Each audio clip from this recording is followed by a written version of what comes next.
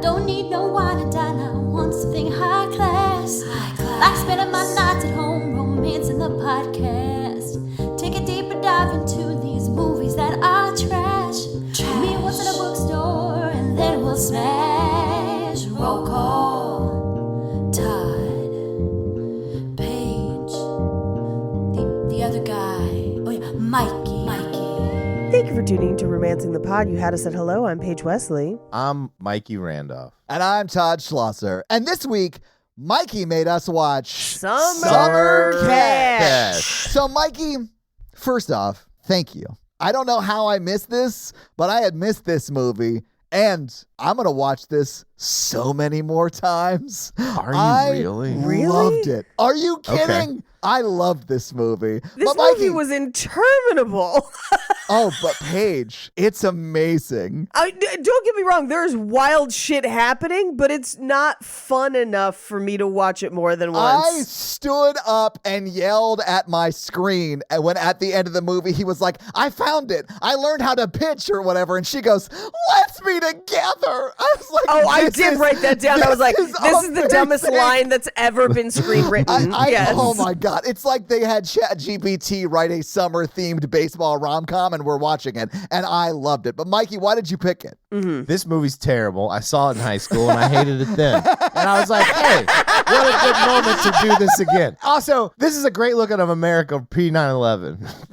This is pre 9/11, but only just barely. But this was like, it does kind of capture what high school was like for, like, this movie was very high school. Like, it was just I was gonna say, I was like, there are no high schoolers in this film. Oh, well, they're all 18-year-old boys who are like, are they college kids? They're in college. They're 20s. They're in their 20s. Yeah, they're in their 20s. They're like, I would assume, late college career. You guys might have noticed that they liked beer in this movie. This really did have unqualified white guy trying to get on the Supreme Court vibes. Yes. Yes. This yes, movie, it does. I think I saw it on a date or something. I saw it in theaters and I was like, well, at the time I really didn't like rom-coms. And out of all the rom-coms, I didn't like this one the most because I was like, this movie was terrible. I think if I had watched it under those circumstances, like when I was in, I don't know, high school or early college or whatever you were at the time, I would have been upset. I'd been like, that's trash. But now that I have a podcast where I get to make fun of trash movies, the whole time I was watching this, I was like, oh my God, I can't wait to talk about this. This is so insane.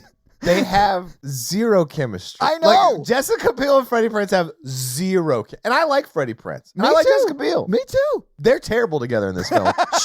She dresses like a business lady for like the whole film. Like, she's rich, so she has to wear a pantsuit. That's what hot girls in movies at the time wore, because I don't know if you remember from She's All That, but the hot girl in that movie also dresses like a slightly revealing businesswoman at school all the time, in heels, in skirts, in sweaters. Every dude at the time just really wanted to listen to Blink 182 and bang a librarian. Attainable dreams. I still think that's like the American dream, you know? It certainly was mine at the time, yes. I hooked up with a librarian major in college. Did you meet her at a rock show? Paige, what did you think about the movie? Not a fan. Well, okay, from a screenwriting and structure perspective, God, this is a problem. Oh, you mean the 30 themes they try to hit on throughout the film? Not only the 30 themes they try to hit on throughout the film, the fact that we have the same conversation roughly 12 times with the same character. Yep.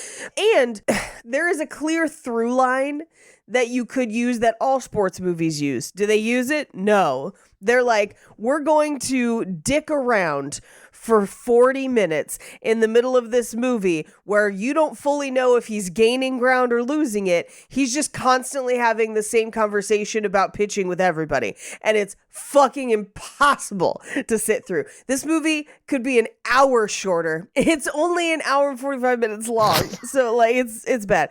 But then Wilmer Valderrama's character is being sexually harassed for the entire film, and then they try to like bring it into land and make it a fun thing, and it is not. He is getting sort of groomed / sexually harassed the entire summer, eventually relents and I guess has sex with that woman, and then is like congratulated by his friends for being groomed and sexually assaulted. His friends are terrible.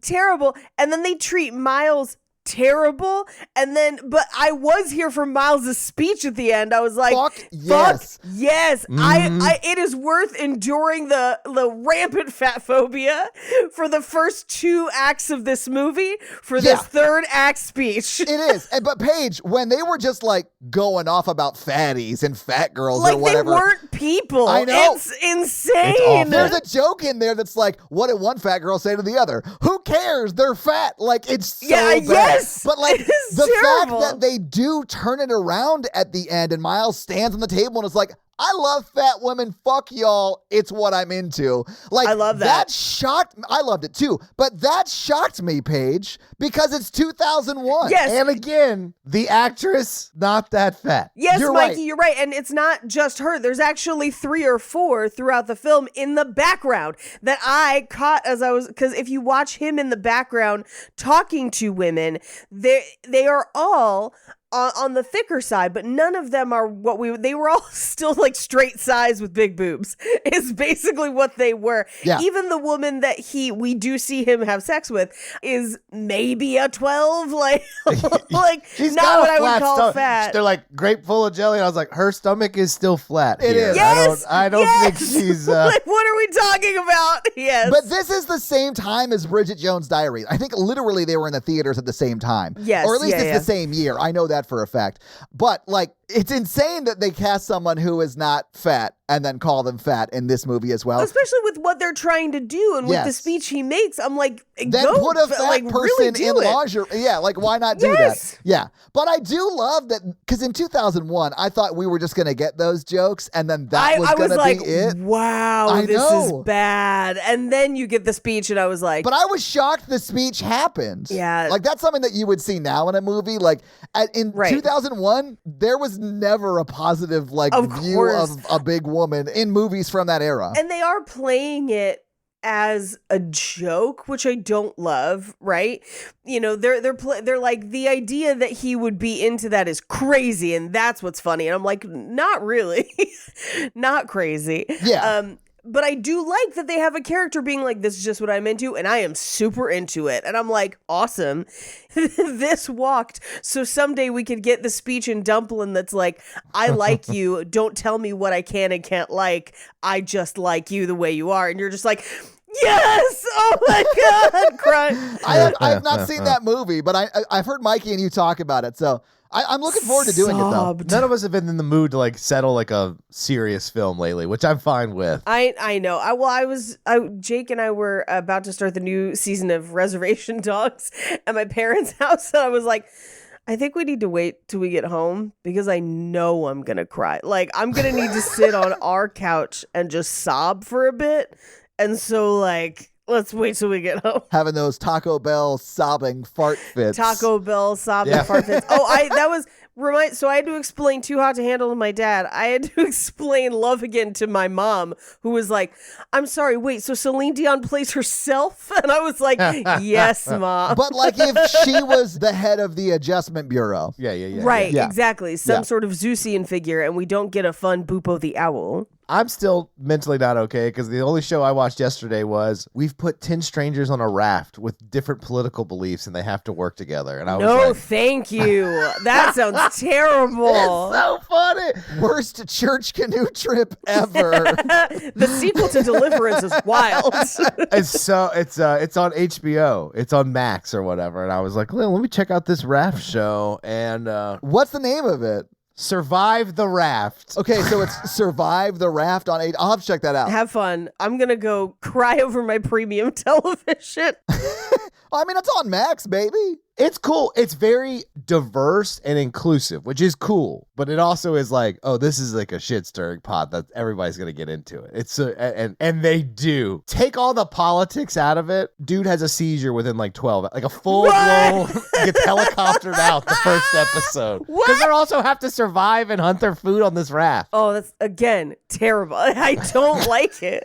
I would never sign up for this. And then all the money challenges, you can do it as a team and like you guys get to share the money at the end of the season, or you can be like, you could pocket this $2,000 and not tell your team or whatever. And like, so there's individual greed stuff. See, Love this it. is like on this season of Too Hot to Handle, where they're like, we'll give you $25,000 to just walk away. I would have taken it 100%. I told you they made the wrong choice, right? Same, I was like, same. what? And then just texted them later and been like, yo, they offered me $25,000, but what's good? Yeah. I was like, Louis, you touched a girl's boobs yesterday. Just take the money. Well, and no couple has ever survived after Too Hot to Handle, Of because it's a course not. weird pressure cooker where they're like himbos and shimbos find partners within each other. It never works out. They live on different parts of the world. Louis in the UK, she's in America. Take the $25,000. Yes, I would have taken it. I would have taken it immediately. I was shocked no one took it.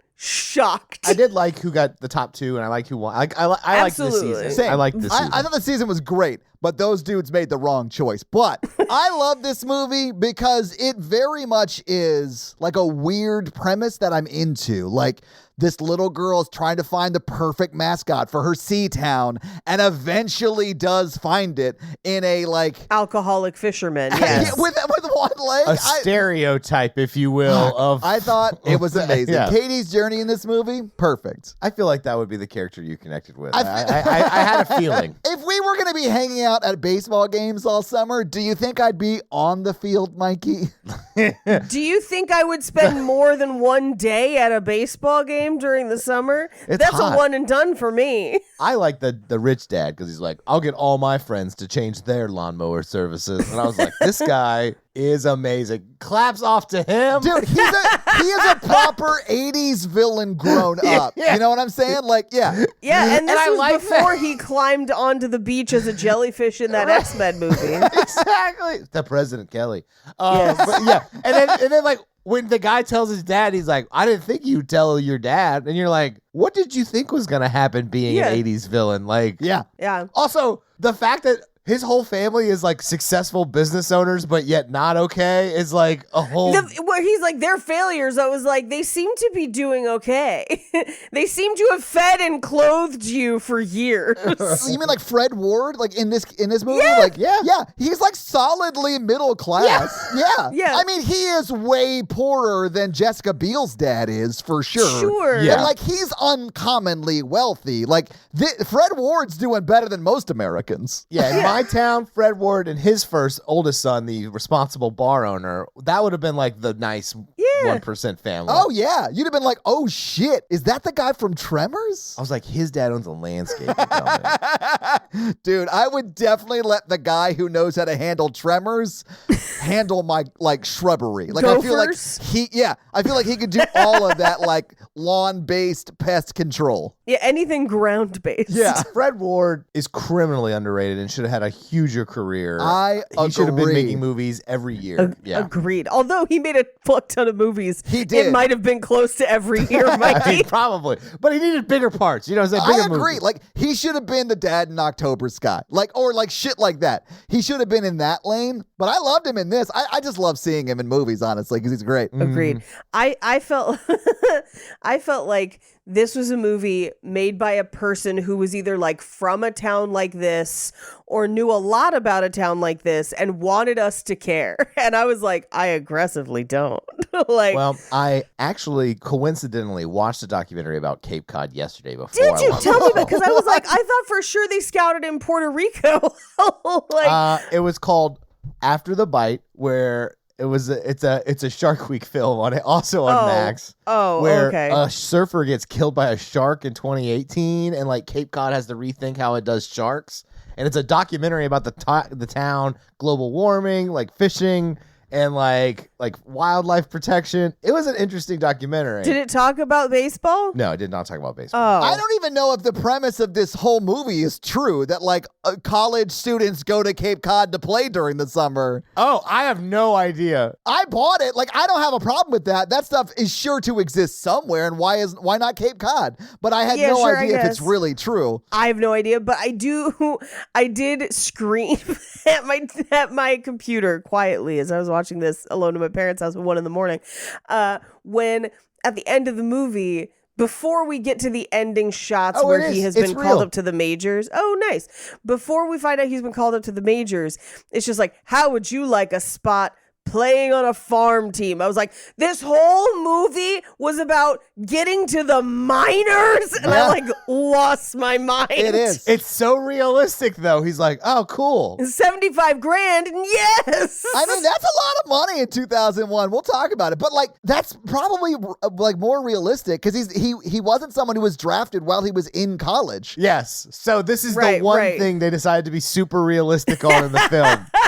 Right, exactly. I was like, How what? would you like to live in Pondasecki, New York on the Mudbuds minor league team? You're like, thank God. Thank Yes. God I can continue to play the children's game. But I mean, if you have the talent, I would play sports for as long as you. I mean, like that's Yeah. what you could always go back to school. Absolutely. Yeah. And that she was wanted to be an architect and go to architecture school. And I was like, oh, did they flip through the like paint by numbers rom-com and are like, Yeah. architect? I did think it was wild that her dad is like so rich he looks down on architect. Yes. Architect is a great Architect. job. What are Like, you talking that's about? crazy. It's actually hard to make a lot of money as an architect. You have to like really be in there. That is true. There's only a very few very successful ones in the country. But I just love how often it shows up in rom-coms. And it's a cool job. So like Yeah. And if also- somebody wanted to do it and they're It's a at bachelor's minimum, degree. Yeah, it's a bachelor's degree. Maybe you end up as like a civil engineer or something instead of drawing the stuff. But like, there's definitely career options for it. He acted like she said, I want to do performance art where I shit on canvases and it's about communism. And instead of being like, I want to have a lucrative career as an architect. And he's just like, I can't let you do that. It's like, what are we talking about here? You have to go work for a venture capital firm and suck the economy dry. Yeah, exactly. Oh, man. It was so bonkers. And she has not finished school.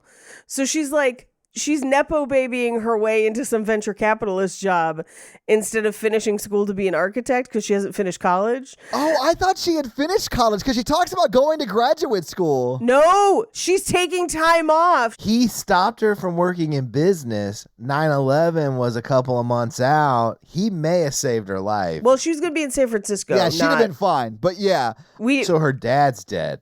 that could be regardless, Mikey.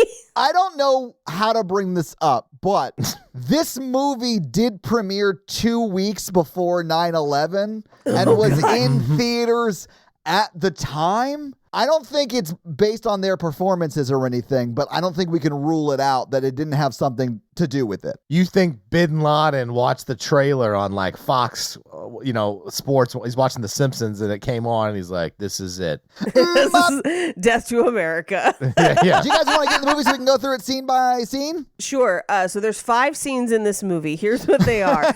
Baseball, sex, talking about why I'm not good at baseball, being bad at baseball, and then friends who have made their entire life around making sure one person succeeds, which is bonkers. That's this entire film. Wait, before you get into it, I also have to say, I hate baseball. I don't hate baseball. I just I don't hate love it. baseball. I hated playing it.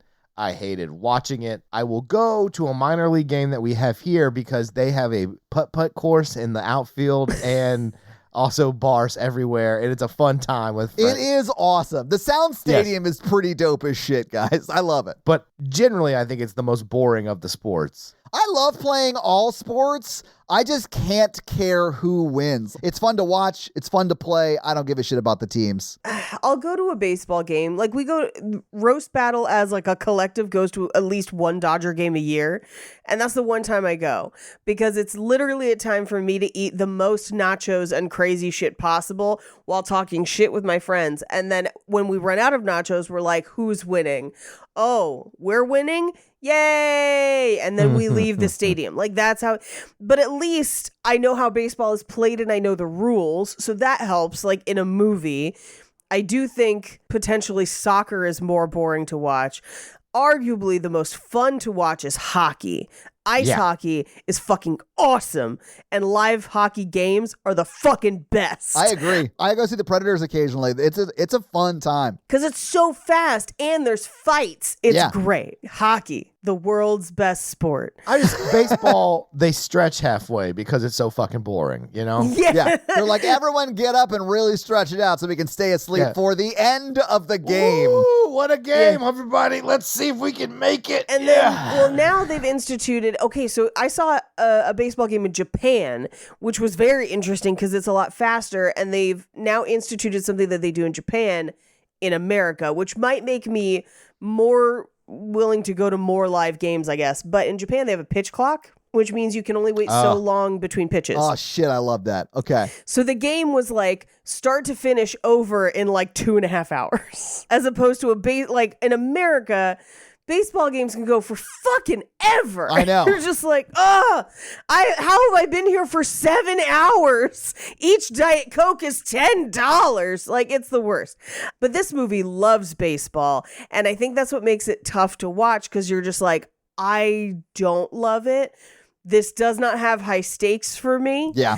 I have to invest in the characters, but then the characters have nothing. Like, he and Jessica Beal hang out conservatively 4 different times and are like, I want to be architect, but dad won't let me. And he's like, why am I just grass cutter? Those are all their conversations. And then they make out. And so at the end, when he's like, I love her. And I was like, do we know any more facts about her? No. Because right now I only know that she's pretty and wants to be architect, but dad says no. And that's it.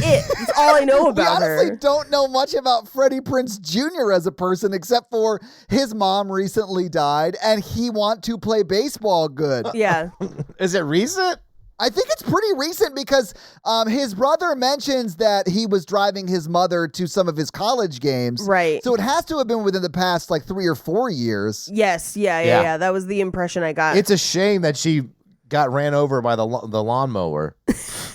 She was laying in that flower bed and there was a pretty girl. What was he going to do? Fred Ward was like, it was an accident, and the cops let him off. Accident because he mows their lawns. But we And, also haven't seen Mom's friend David recently either, so... But let's just get into this movie so we can go through it scene by scene. Okay, this movie opens on one of the worst things a movie can do, and that's have multiple voiceovers from different characters without an identification of which character is which. And immediately out of the gate. So we don't even hear them talking on screen so we can associate their voice with their face. You just have to guess. It's so crazy. Yeah, it's what, and some of them are main characters, some of them aren't. Right. Where it's like people who are in this movie for conservatively 10 to 15 minutes get an opening voiceover. It's madness. And they may not have any other like lines. Yes. You don't know who's talking or who you should feel anything for. So it opens with all crazy voiceovers, but those voiceovers purely exist as an exposition dump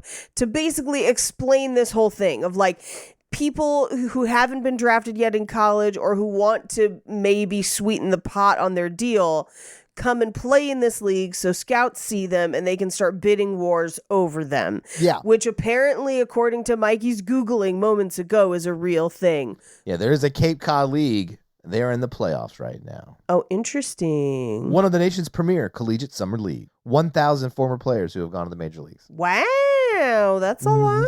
That checks out with the thing, yeah. Guys, Freddie Prinze Jr., not one of them. He went to the farm league. Not one of them. Yeah. Well, no, he ends up in the Phillies at the end. And then immediately throws a home run as his first pitch. I was like, and he's just not like, gonna last oh, long. shucks. So my favorite thing, though, is in this voiceover, Freddie Prinze Jr. is kind of telling us about this, that he's been like mowing the lawn on this field every summer for basically his entire adult life, and now he gets to play on it. Yeah. But he's like, so many famous major leaguers have done this, and he starts listing names, and I'm like, am I supposed to know any of these names? I didn't recognize a single one you said. Back in the day, they were bigger baseball. Like, I recognize a couple of names. Okay, I also thought it was wild that the little girl was like, his batting stats are, and I was like, I guess this might be her particular flavor of neurodivergence. I just think it's rare. There's kids like that, but usually their parents are like that. And her Yes. dad did not seem super into baseball. You never see her dad at a game, ever. Never. No. Never. I have an adult friend who is that into baseball, That's got to be hard for you. but realizes no one else is. Oh, okay, good. Yeah, no. And is typically really good about it. But then every once in a while he'll be like, it's like this person, and we just all have blank looks on our faces. And then he's like, this is what happened with this person. We were like, Be like, bro, we're comics. that does apply to this situation, but I think it was funny that you thought any of us would know that. Yeah. And then we all laugh about it and continue. And he is also a comic and a very, very funny one. So I'm sure, yeah. But he is this into baseball. And I don't know if his dad was either, but like usually, yes, it is a parent and child where they're like, we collect the cards together and memorize the cards. And that's their thing. And good for them. Also, what summer league makes like baseball cards for their players? Like, Well, I think college baseball does. Yeah, they do. but this isn't college baseball. This is like a summer league after college baseball. But she might have had their cards from like the from summer, their like, schools. Oh, Yeah. I got you. Maybe those aren't for the summer league. Yeah. if she's a super fan, you know what I'm saying? Yeah. Here's my thing. I think if there was something that cool in your town when you were there as a kid in the summer, I could maybe understand getting super into it. I can too, yeah. Especially if the town rallies around that like this town does. Which it seems to kind of do, you Yeah, know? all 12 of those people did. Yeah, for sure. Yeah, all the lawn chairs in town are there on those days. There's 20 of them. Yeah, because they were like, how many extras can we afford? Yeah. Can we scan them with AI and use their image in perpetuity? No, not yet. Okay, cool. Remember that one day we paid them $100? It's fine. And then expected that to just be forever and then they never work again? Yeah. Fuck the studios. Yep. SAG strong, WGA strong. Did you guys know I didn't get paid anything for my extra work? You mean from Santa Boot Camp? Yeah, Is it because you didn't turn in a form? it's because I snuck on set. But it's besides the point. And you're in a shot. I know. That's amazing. We still have to watch that at Christmas. Anyway, so he's like, to make sure that I am here on time for the first day of practice, I'm going to sleep on the pitcher's mound. I was like, this is the dumbest idea anyone's ever had. Yeah, to sleep on a dirt mound. At one point, when Brittany Murphy and him are like canoodling or whatever, and he gets up and runs away in her thong, she like curls up back Yes, on Todd, dirt yes. under the sleeping bag. Yes, she Not does. just dirt. Have you ever been on a pitcher's mound? It's Paige, like yes. cat litter. It's not good. Why wouldn't you sleep on the grass? And then she gets up and it's on her back. And I was like, that's definitely in her crack and up inside her. I'm always late to practice, so I'm going to sleep on the field. I was like, that's a wildly terrible take on this whole thing. Yeah. Just set multiple alarms. Have you tried not drinking and having sex the night before, till 4 you. a.m. the night before practice? How dare you, Mikey? Brittany Murphy, R.I.P. Brittany Murphy, Yeah. miss her though we do, has a wild role in this movie. I love her in this movie. I think she's great. And I think she's underutilized and they're a little mean to her, but I love her. in it. Absolutely. Yeah. Yeah, no, definitely underutilized. Definitely they're a little mean. But the fact that they wrote a character like this is wild to me. Because essentially she is, I will call her a volunteer sex worker for this town. Because here's the God, thing. I mean- I'm not here to slut shame her. It is her choice, whatever she decides to do. But people seem to broker and trade and use her sexual services as if they're paying for them. And I don't think they are. And like, homegirl, start charging. Yeah. But we first meet her and Freddie Prinze, and she's got a beer between her legs, dumping it into his mouth so he can like see up her skirt. This sounds terrible. I don't understand the allure of this. I mean, I've been a 17-year-old boy, so like I see the allure of this, but I thought it was wild. I have done a body shot or two in my This day. Isn't That's a body not shot. a body shot. No, this is wildly stupid. This is being waterboarded underneath someone's skirt. well, But if I that was doesn't 17, sound terrible. I would You know what I'm like saying? sort of be Yeah. into yeah, okay. Don't tip me with a good time. I would just be like, can I look up your skirt without the beer? How about that? It is too close to a golden shower for my comfort. Yeah, it looks like one. But also, like, she can't control the beer that she's pouring into your face.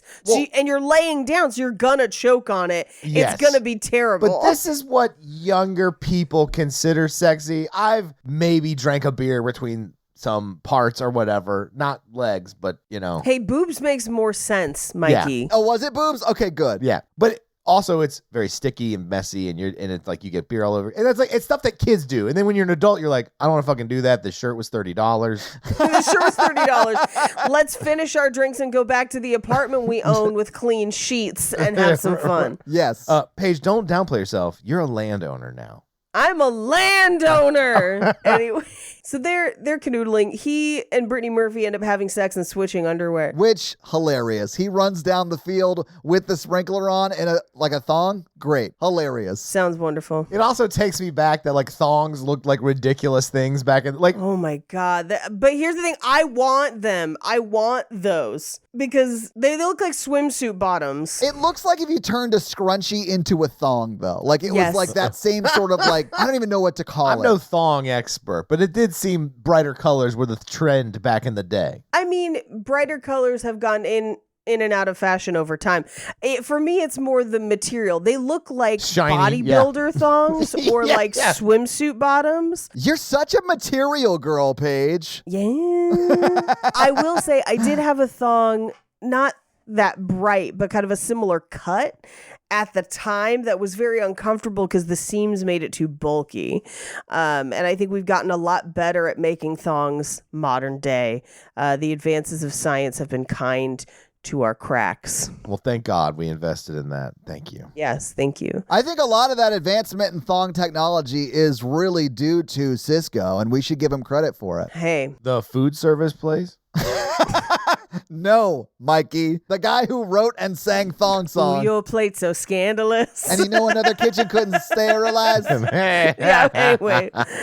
So he wants to be there in time. She takes his clothes, which also dick move. I would never talk to her again after that. I'd be like, that was not a cool time. I would talk to her again. Like, I thought it was funny. I was like, yeah, get him. It's not funny not to have your clothes and go into practice with a thong Yeah, on.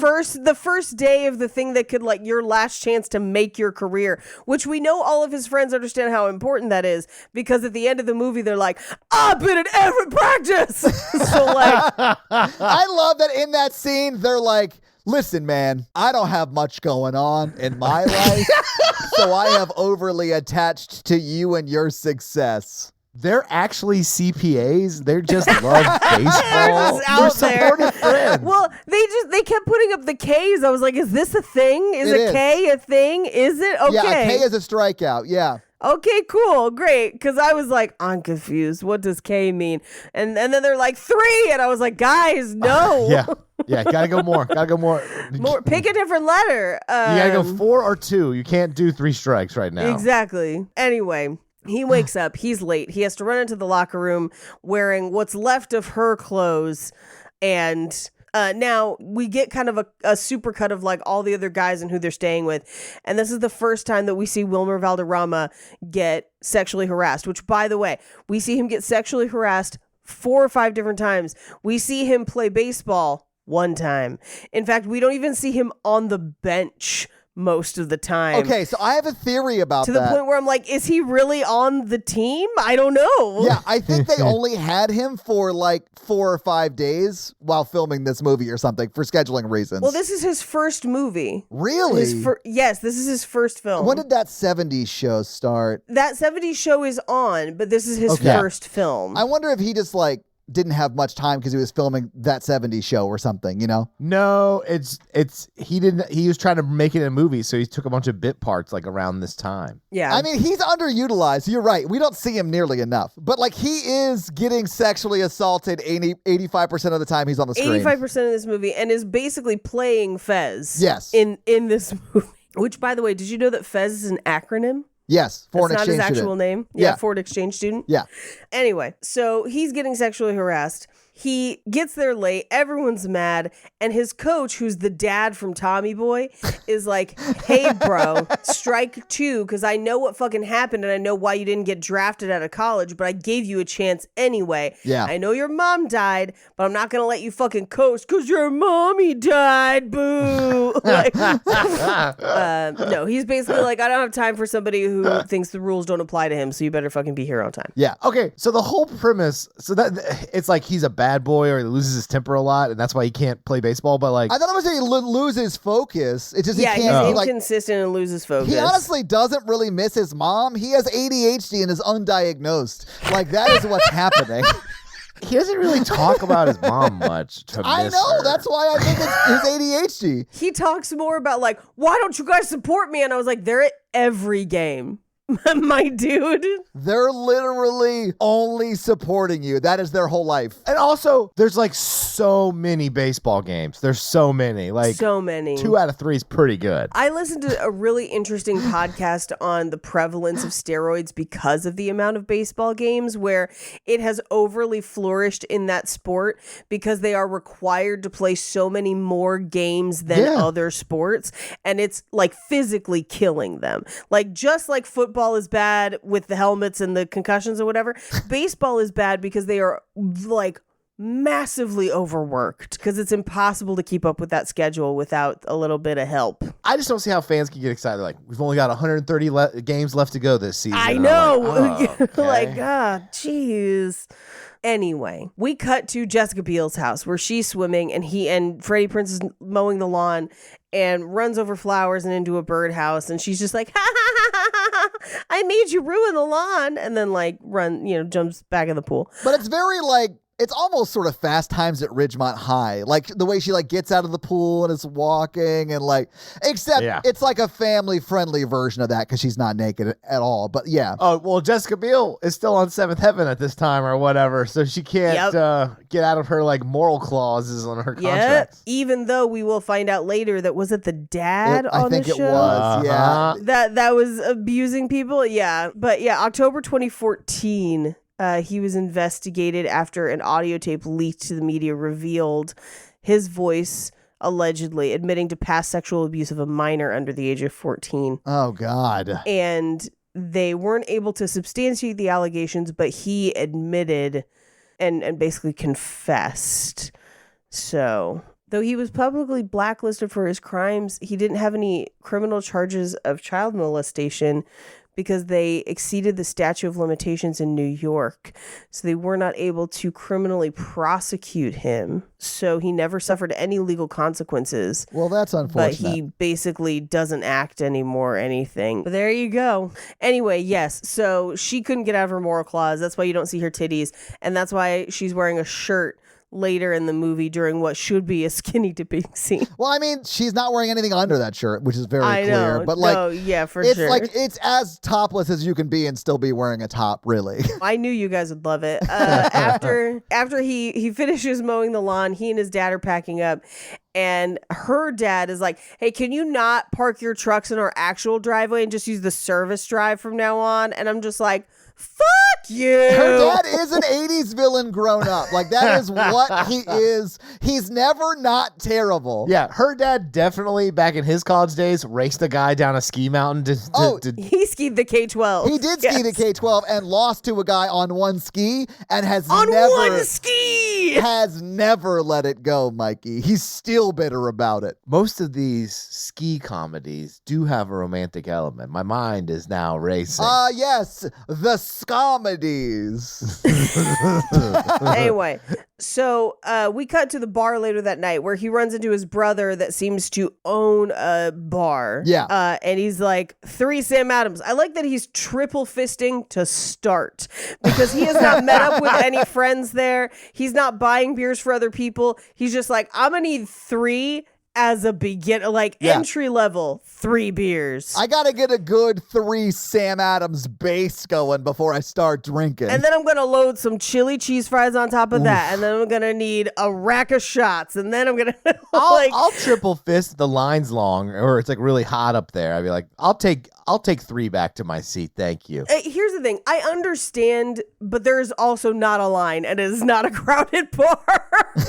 Like if it looks like it will take me the amount of time it would take me to drink 3 drinks to get 1 drink, I get it. Yeah.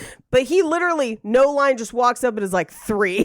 It's his brother's bar, too. Like, he could probably go get his own damn drinks. Like, that's his brother's bar. I don't know. Yeah, it's crazy. He pays him too, though. just like an older brother to charge her younger sibling. Yes, exactly, Paige. And I say this as an older sibling that's like, hey, you know what? It's his business. Yeah, it is. Well, 3 at a time. Maybe if he did 1 at a time, he'd still get them for free. No one's arguing with you, Mikey. I'm just He's saying, got a like, business to run. He's a successful businessman, and Freddie Prinze Jr. is going to shit all over it for the rest of this movie, even though he's a successful businessman. Yeah, his older brother has already made it professionally. Mm-hmm. He's running his own successful business. so does his dad. Freddie Prinze Jr. at the end of this movie is like playing baseball poorly in the majors. Yeah, which, hey, probably pays better than both of those successful Probably, yeah. businesses. But Freddie Prinze Jr. is a very spoiled younger brother whose dad runs his own business and brother runs his own business, and they both take care of him and paid for all his baseball shit for the rest of his life. And then it's like, ugh. yeah, no, I'm with He's you. like, I have to mow my lawns during the summer with my dad. Oh. Yeah, you know what he didn't have to do? Find a real job with somebody else he's not related to. Yeah. Or buy a Mother's Day gift. The real gift is she doesn't have to watch him choke regularly anymore. I really do think the brother in that scene where he's like being sort of mean to Freddie Prinze Jr. about how bad he is at baseball and how he could just be better if he was just like focused or whatever. He should have been like, I'm glad mom died so she didn't have to watch you throw that game or some shit like that. That would have made this movie complete. Okay, then I need her Force Ghost Oh my God. in the Force outfield. Ghost, That's just like, Mom. I believe in you, like Amy Lee Gemstone. How did the mom die? Cancer, I think. Oh, it was cancer? Okay. Yeah, some sort of sickness where she was really sick, but she was still going to games. Yeah.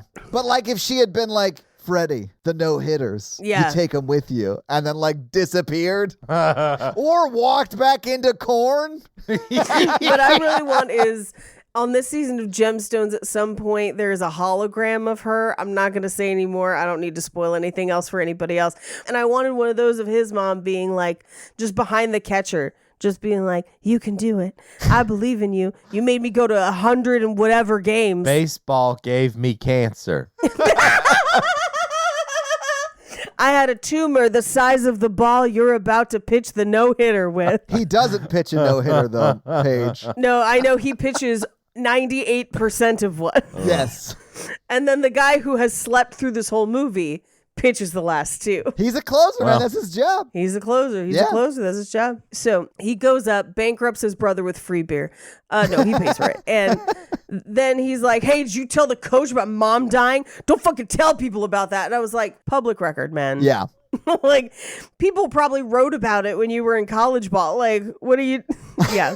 Right? Yeah. And his brother's just like, I heard you showed up late to practice in a skirt. And I was just like, is everyone telling everyone everything? But Yes, they are. Small towns. yes, they are. But so he goes to sit down at the table with all the other players. And there's the guy, Van Leemer, he's like, the Dodgers offered me $2 million, but I want 2.5 or whatever. They'll come to their senses. And admittedly, when we do see that guy pitch, he's fucking amazing.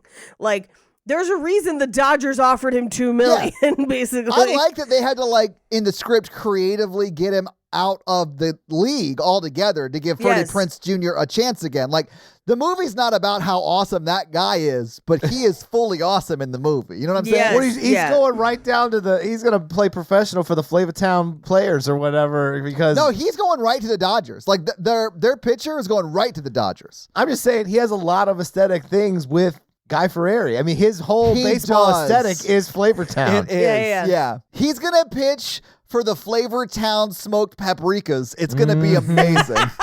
The Flavortown donkey sauces. Mikey, what would you name a Flavortown Major League Baseball team? Flavortown Chicken Guys. Oh! Come on down to the Chicken Guys. Have some beer and some fries. Anyway, so Ryan, a.k.a. Freddie Prinze Jr., is about to get in a fight with that guy, and Matthew Lillard's just like, no. We're going to go talk to these girls. And this is where we meet Jessica Beal, whose name is Tenley Parrish. That's how rich her family is. That's a rich girl name. Yeah. That they were like, how many thousands is this day going to cost that we're in the hospital? 10. Name her Tenley. Tenley Parrish. That's a crazy name. It's a family name. You have to be rich to have a name like that. The original Tinley Parish came over on the Mayflower.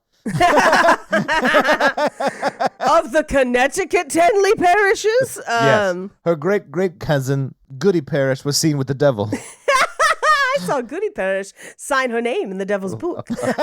Said, hags, have a great summer. Hags, have a great summer. See you next fall. She instead of a scarlet A, she's got a dollar sign. I mean, the movie definitely implies that her dad gave Freddie Prinze's Jr. mom cancer. What? What are you talking about? Yeah, he's a villain. Okay, you don't have any actual things to back this up. You're just saying this. He owns the pesticide company that they It does not say that in the movie.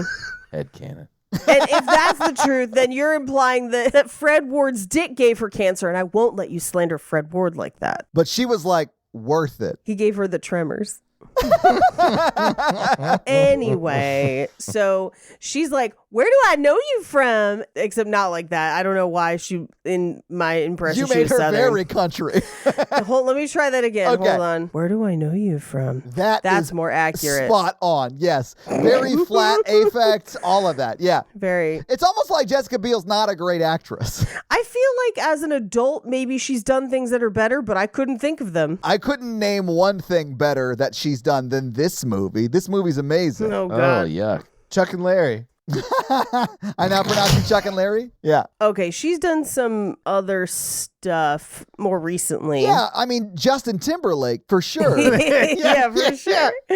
And The Illusionist. She was in The Illusionist. I love The Illusionist. Oh, yeah. She was good in The Illusionist. The two of them go to the gym that Natalie used to work at, and she is still in the same shape she was in this movie. Oh, yeah. I have seen her I feel like she is just as gorgeous now as she was then. Yeah. And she's gorgeous in this. She is striking in this movie. Yeah. Anyway, how do I know you? And he's like, I used to mow I mow your lawn all the time. And she's like, oh, right. You wrecked our birdhouse. He's like, I'm the guy who ran over your flowers and bird feeder while I was ogling staring at you Yeah. swimming. Yeah. Yeah. Duh.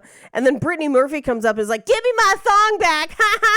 And he's like, no, I'm still using I'm still it. wearing it. I'll give it back if you're okay with it smelling like my balls. Like that kind of, yeah. I got the impression that she would be, though. It did seem that way. Yeah.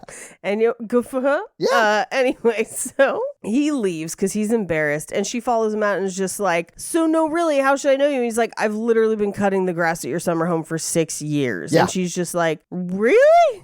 I'm like, yes, what? We saw it. This was yesterday. I was the guy who ran over your shit yesterday. Like, I am worried that she may have suffered some head injury. Speak again. I don't understand. You are the help. I don't hear anything below minimum wage. Yeah. That's how rich she is. She doesn't even register the help. Do you trim the bushes into the shapes? Is that your company? No, that's Edward Scissorhands and Son. Ah. I was gonna say, I don't have that kind of time. I gotta shower, get to work. Like, ain't no shapes.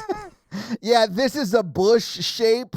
And I did this one in a bush shape as well. And I don't want this one to stand out, so that one's also in a bush shape. I tried to trim my bushes in the front yard, and it didn't go well. Honestly, Mikey, you should trim the front yard and the perineum and like all the way Yeah. back. Yeah. Just keep going back. Yeah. Until you get to the back of your own head. Just a strip all the way up your back. I am not as hairy as y'all think I am. Just I was like you thinking guys of are Todd, describing I'm me sorry. as. Oh yeah, I'm sorry. Yeah, Todd is conservatively Harry and the Hendersons level of hairy. I don't think I'm John Lithgow hairy. Wait, is John Lithgow super hairy? No. No, I he's was no, making okay. a I joke. was Harry like, and the I didn't Hendersons. know this. The Harry is clearly the hairier of the Harry and the Hendersons. He's a Bigfoot. Harry. That's the joke. I know, but I was like, I forgot he was the dad in that movie for a second. I was like, is he notably hairy? Because we were talking about a Bigfoot.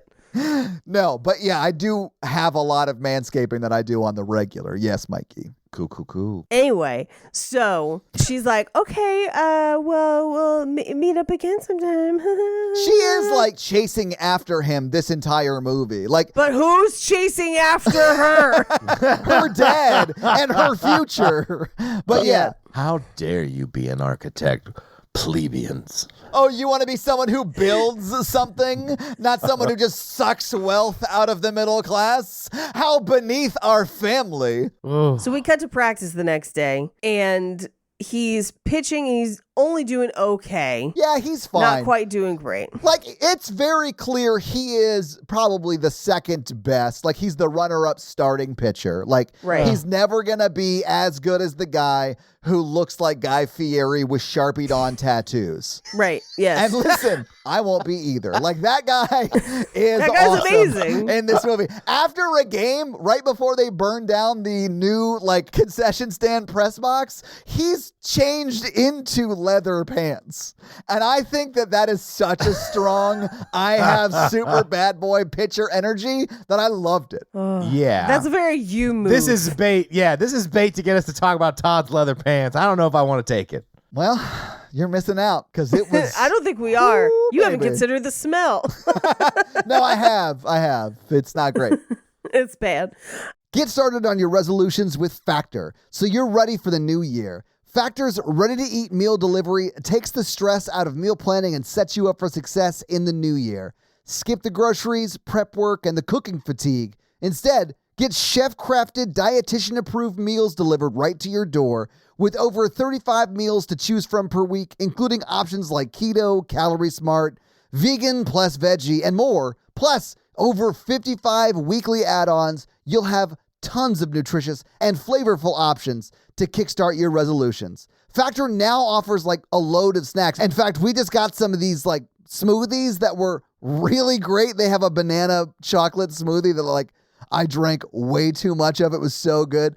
And even better than that, when things get hectic, Factor's like flexible. So you can change up your order every week with plans from like 4 to like 18 meals per week. So you can like have a bunch of meals or just a few meals depending upon like how many times you need meals that week, right? So it's great. So head to factormeals.com/romancingthepod50 and use code romancingthepod50 to get 50% off. That's code romancingthepod50 at factormeals.com/romancingthepod50 to get 50% off. Anyway, we cut to the bar after practice, and this is where they are all mocking Miles for bringing home a fat girl at the end of the night. And his explanation is like, well, I had a few beers. And they're like, no. They are like laying the groundwork to be shitty to bigger people Yeah, in this movie. And honestly, they continue to do it until one scene where it sort of comes back at the end in a nice way, but it's not great. It is a lot to have that small of a payoff because they really go No, hard I at know. it. That's what I'm saying. I mean, it was 2001, so I'm shocked we got any sort of payoff for it, honestly. Sure. Because, I mean, Shallow Hal hadn't yet come out, I don't think, which is, I think, probably the worst movie for that. Oh, yeah. But, yeah. man, like, I'm surprised we got this payoff at all. Yeah. He comes home and his dad's like, hey, you know, can you work tomorrow? Because they're still trying to balance all the lawns they have to mow or whatever. And he's like, no, I have a game. And he's like, are you pitching? He's like, no, this other kid is. And he's really good. And he's like, well, is he better than you? And he's like, yeah. And he's like, I don't believe that. Yeah. And I'm like, he is. He is, though. Like, Fred Ward, you should check him out. Like, he's great. he's pretty damn good. Anyway, we cut to him meeting up with everyone for ice cream later. And this is where the little mascot girl comes in. And she's trying to figure out the mascot for the team, which, by the way, if this is such a big deal, I was shocked they didn't have a mascot. That's crazy. They do. It's Katie, and she's workshopping what that mascot should be. She's like, hi, my parents don't ever talk to me, so I've really grasped onto this community because I need to be loved and no one else will do it. Thank you. Mikey, you just summed up like 2 years of my personal therapy. She's like woefully under supervised for her age. You almost never see her in a scene with her parents. Never. In fact, if you didn't see her at breakfast, you wouldn't know she was related to Jessica Beal. I know. Why didn't they name her 11 Penny? Instead of Tenley, 11 Penny. Oh, Tinley, 11E. 11 Yeah. The next one, Todd. It's a number sequence joke. I mean, had you said the joke right, I would have laughed, Mikey. It's hard to pronounce rich people names like Tiffany. I mean, 11 Penny is like, thanks for this gun that's also a poison dart gun, 11 Penny. Now I'm getting into my car right? to go solve a spy crime. We've got to get to Spectre. Yes. I think they just gave her a car. I think she was driving to and from the field because no one, including her sister, gives a fuck about her life. No And one cares where she is. No one takes her anywhere. That's why everybody in the stands is like, Yeah, you did it again. You survived another day finding food and getting yourself to places. Because like even in this scene where they're out getting ice cream, she's there and her sister is just like, okay, bye, and just leaves her. Leaves the child completely unsupervised. And she is what, 12 maybe? At best. Yeah. At best, she's 12. And then not only that, so like the sister leaves her and then that little girl gets home alone. Because she's just like, she came home late. She was out with so-and-so. And it's like, Jessica Beal didn't come back to that table and go, let's go home.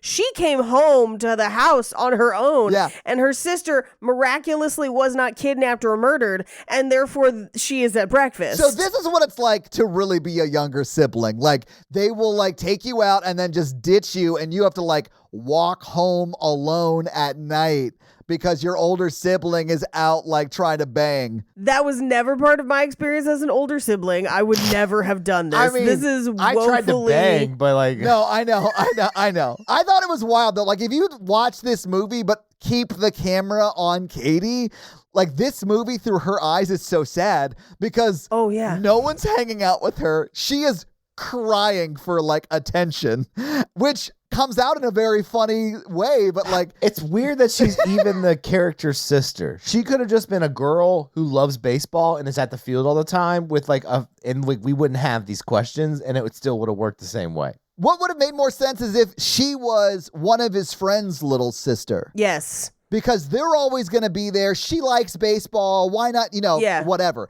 It's weird that the rich kid, like, who has no parental supervision, I don't know. Maybe it's not weird. I don't know. I thought her character was great, though. So here's my question. Okay.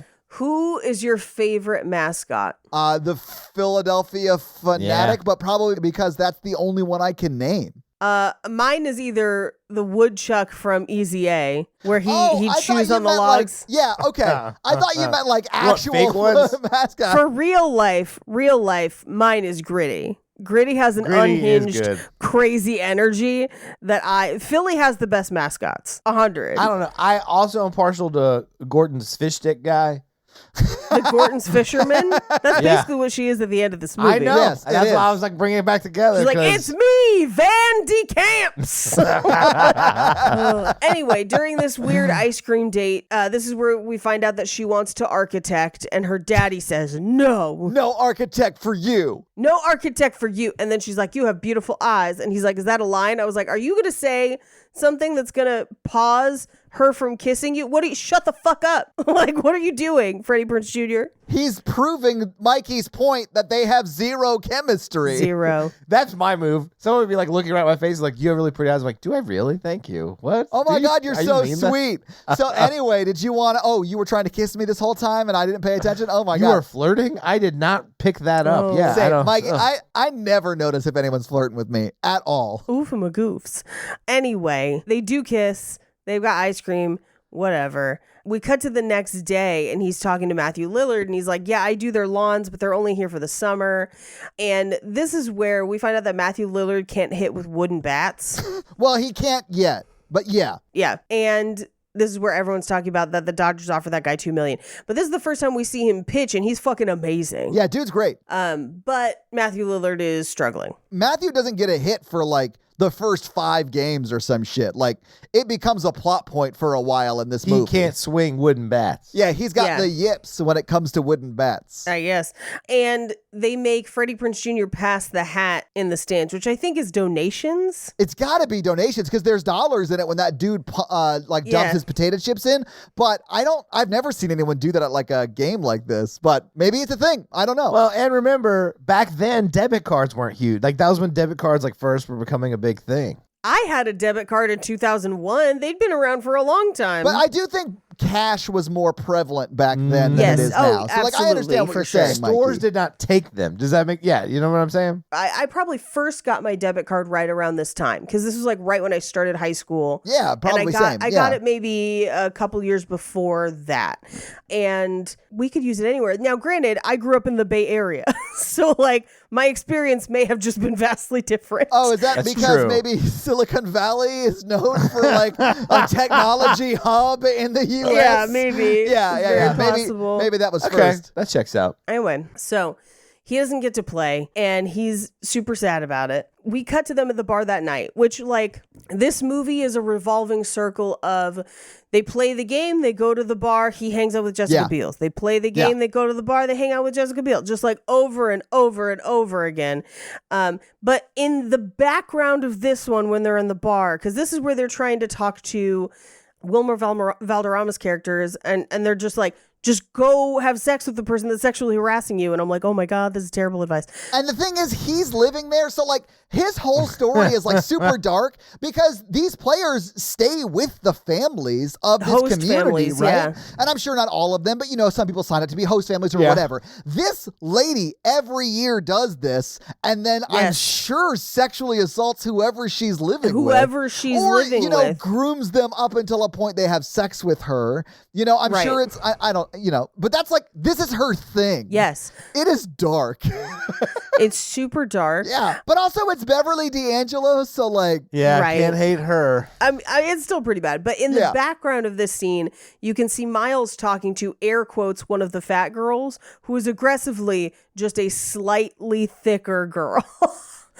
She's beautiful with big boobs, and then they like call him over, and so you get a shot of her, and I'm like, she looks like maybe a 14 at best. Like, this is wild that they're like, what a fatty, and I'm like, what? She's gorgeous. What are we talking about? Yeah, I mean, I'm definitely not going to disagree with you. Yeah, she was not big. Yeah, no, but this is where he's like, oh, he's got a bubble butt, and so do you, and it's like they're trying to make this as, it is, because they're like, it's like they're trying to make him into like, I'm into just fat in general, and I was like, okay, maybe, but like, I don't think this would translate that way. Maybe I'm wrong, but they're trying to do a fake out as if he's gay. It's almost to be like he's gay and that's why he's taking fat girls home. That's what I thought too, which like the gays and the fats have had an alliance for years. Like, I understand, but it's a very weird side quest that the movie takes. I was honestly shocked he wasn't gay. And when he's like, no, I actually just love big ladies, I was like, oh, wow, cool. Well, this scene goes on a while, him talking about his teammates' butts. And I'm like,